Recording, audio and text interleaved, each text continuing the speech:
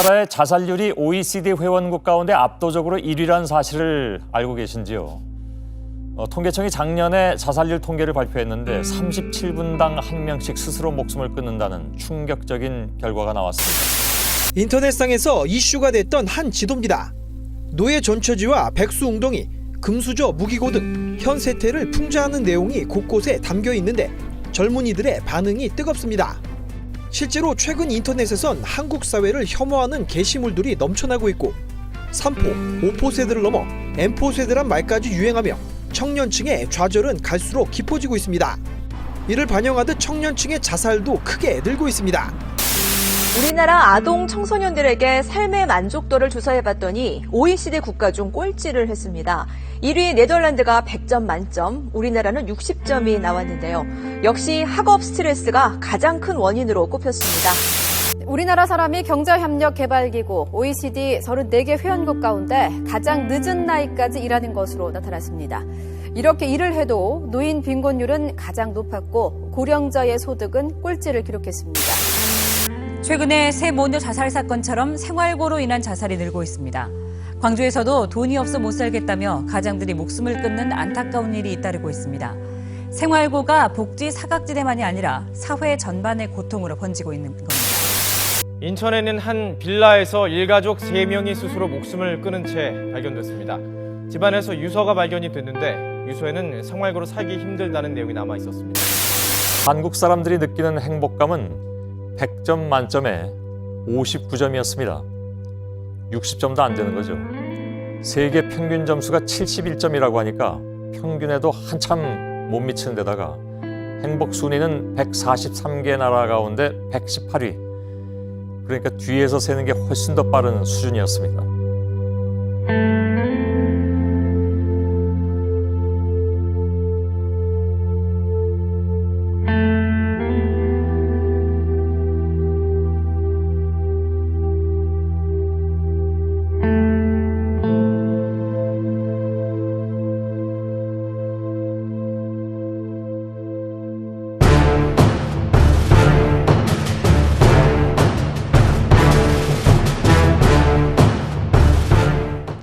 존경하는 국민 여러분, 우리는 어떤 상황인가요? 너무 힘들지 않습니까? 전 세계적으로 대한민국처럼 불평등이 심한 나라가 없습니다. 미국 다음이라고 말은 하는데 미국도 사실은 100대 부자 중에서 80%는 자수성가했습니다. 그러나 대한민국은 100대 부자 중에 80% 이상이 다 부모에게 물려받았습니다. 실제로는 아마 전 세계에서 대한민국의 격차가 더 클 수도 있습니다. 대한민국 상위 10% 국민이 연간 소득, 이 연소득의 48%를 가져갑니다. 하위 50%, 즉 대한민국 국민 절반이 연간 소득의 겨우 5%를 가지고 나눠 갔습니다. 이러다 보니까 이 불평등이 쌓여서 상위 10%의 국민은 대한민국 전체 자산의 무려 66%를 가지고 있고 50%, 절반의 국민들은 겨우 2%의 자산을 가지고 나눠 가지고 있습니다. 자원과 기회가 특정 소수한테 지나치게 집중되다 보니까 우리 국민들 다수는 희망을 잃고 있습니다. 국가적 차원에서 보더라도 우리가 가진 기회와 자원들이 제대로 효율을 발휘하지 못하기 때문에 결국 침체를 겪고 있습니다. 성장도 하지 않고 미래 비전도 사라지고 있습니다. 청년들은 나라를 헬 조선이라 부르면서 대한민국 탈출을 꿈꾸고 있습니다. 모든 사람들이 우리의 다음 세대가 나보다도 더 어려워질 것이라고 믿기 때문에 아이를 낳지 않는 이런 참혹한 환경이 만들어지고 말았습니다. 이 불평등, 불공정, 이 반칙과 특권, 적폐를 청산하지 않으면 이 나라의 미래는 없습니다. 그래서 생각해 봤습니다. 우리가 함께 잘 사는 나라를 어떻게 만들 수 있을까? 우리나라의 진짜 권력자들이 누구 같습니까? 최순실 박근혜 게이트에서 그 드러난 박근혜 또 새누리당, 이들이 진정한 권력자들이었을까요? 저는 아니라고 생각합니다. 우리 촛불 시민들이 모두 공감하는 것처럼 이 부정과 부패, 비정상의 뿌리는 바로 대한민국의 재벌들입니다. 그 중에서도 우리나라가 삼성공화국으로 불릴 만큼 삼성 재벌의 힘은 막강합니다.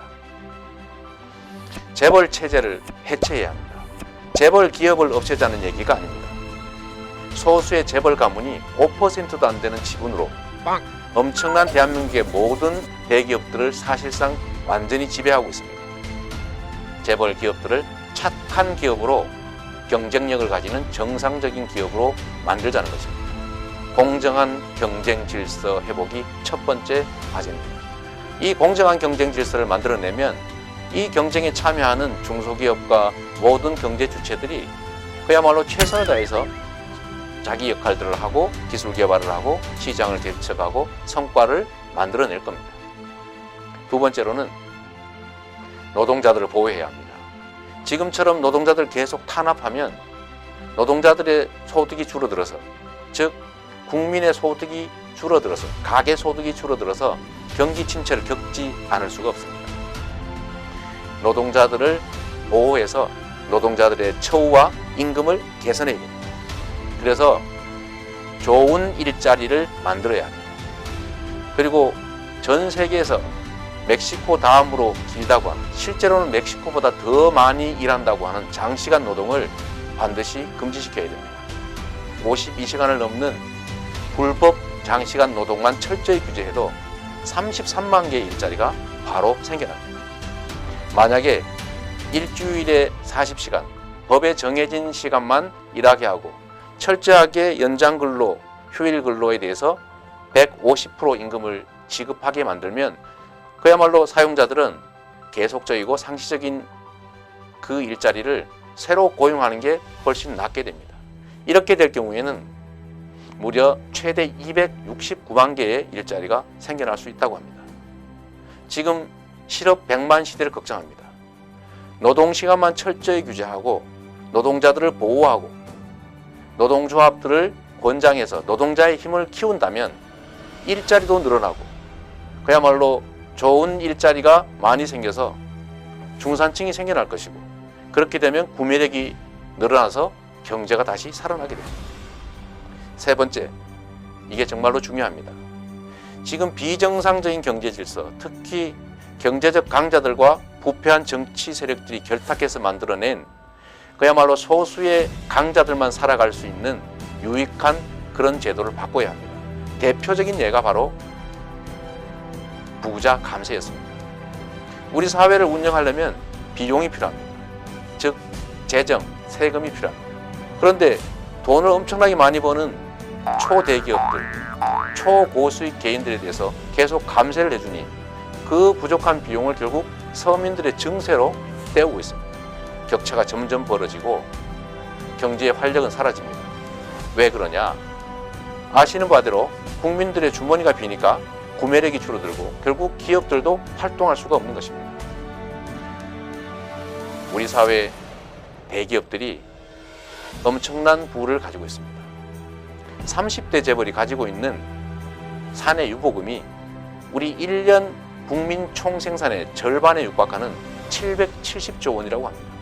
이 돈이 그 대기업들 금고에 쌓여 있으니 돈이 돌지가 않고, 돈이 돌지가 않으니까 경제는 침체되고 사람들의 삶은 망가지고 있는 것이죠. 그래서 부당하게 부자들에게 감세해준 세금을 정상화시켜야 됩니다. 영업이익 500억 이상을 내는 440개 초대기업들에 대해서 8% 정도의 증세를 하면 이게 겨우 OECD 평균 정도에 도달하게 됩니다. 이렇게 되면 여기서 연평균 15조 원 정도가 추가로 발생합니다. 10억이 넘는 초고소득자들에게 10억이 넘는 부분에 대해서만 12% 정도 증세를 하면 여기서만도 1년에 2조 4천억 정도가 더 거칠 수 있습니다. 지나치게 낮은 부자들에 대한 감세를, 세금을 정상화시켜서 그것으로 국민 다수의 복지를 늘리는 지출을 확대해야 됩니다. 정상적 경쟁 질서 회복, 노동자 보호를 통한 좋은 일자리와 일자리 많이 만들기, 부자 증세를 통한 우리 국민 다수의 복지 확대, 이걸 통해서 구매력을 확대해야 경제가 선순환하고 정상적으로 성장할 수 있습니다. IMF, ILO, 세계은행 같은 유명한 세계 금융기관들이 이런 공고를 하고 있습니다. 지금처럼 초고소득을 얻는 특정 몇 개의 기업들이 성장의 과실을 독식하는 지금과 같은 방식의 성장 정책으로는 더 이상 경제는 성장할 수 없다. 이제는 국민 다수가 구매력을 확대해서 시장 전체가 안정되고 탄탄해져야 비로소 성장도 가능하다. 소위 포용적 성장이라고 그들이 이름 붙였습니다. 우리도 이제 이 길로 가야 됩니다. 그리고 기본소득 관련해서 논란이 많은데 이 기본소득도 누가 말하는 것처럼 공짜 또는 퍼주기가 아닙니다. 우리나라가 재벌 대기업들에 대해서 감세해주는 돈만 1년에 5조 원 가까이 됩니다. 그런데 우리 국민들의 복지를 증진시키기 위해서 복지 지출을 늘리면 왜 공짜로 돈을 주느냐, 퍼주느냐 이렇게 말합니다. 기업에 대해서 수조 원의 이익을 주는 것은 투자라고 하고 국민들 개개인에게 100만 원, 50만 원 또는 200만 원 이렇게 지급하는 복지는 퍼주기라고 합니다. 다 투자입니다. 토목공사도 투자고 사람에 대해서 복지 지출하는 것도 인적 투자입니다. 통계에 의하면 인적 투자가 시설 투자, 인프라 투자보다는 소위 BC, 경제성 지수가 3, 4배에 달한다는 통계가 있습니다. 사람에게 투자해야 미래가 생깁니다. 사람에게 투자해야 구매력이 생깁니다. 사람에게 투자해야 경제가 성장합니다.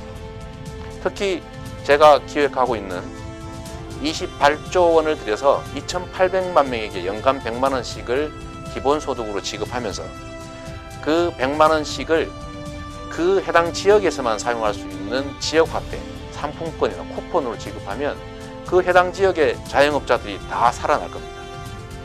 28조 원이면 560만 명의 자영업자들이 연간 최소한 500만 원씩의 매출을 올릴 수 있는 엄청난 돈입니다. 만약에 이 28조 원이 경제 현장에 제대로 뿌려지기만 한다면 구매력으로 작동하게 되면 이 나라 경제가 당연히 선순환되고 성장할 수밖에 없습니다.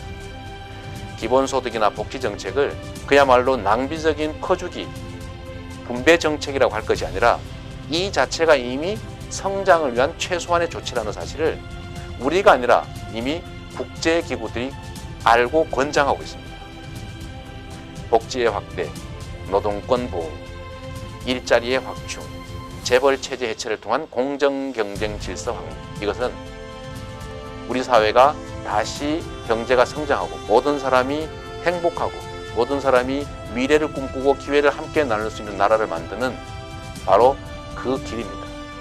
이런 길 우리 함께 가보시지 않겠습니까? 복지의 확대는 낭비가 아니라 경제 성장의 밑거름입니다.